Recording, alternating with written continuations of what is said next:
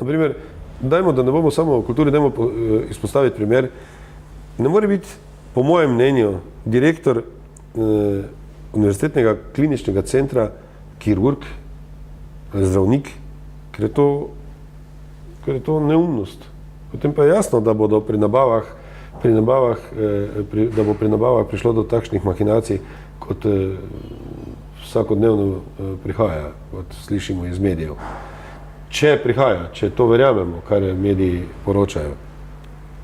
Ne more biti strokovnjak, prvič ga je škoda, kajti na državne stroške se je izobrazil v javnem šolskem sistemu, se je izobrazil za visokega strokovnjaka v zdravstvu, potem pa opravlja v bistvu podjetniške funkcijo direktorja, kar je izredna škoda. Torej, režiser ne more biti direktor gledališča. To je neumnost. Sicer v gledališčih so tako ali tako že malce drugače organizirani, imajo umetniškega direktorja in imajo direktorja, ampak se dogaja, da veliko primerov je, ko so režiserji ali pa celo igralci, direktorji. To je katastrofa. To za mene, za moje pojme je to konec sveta.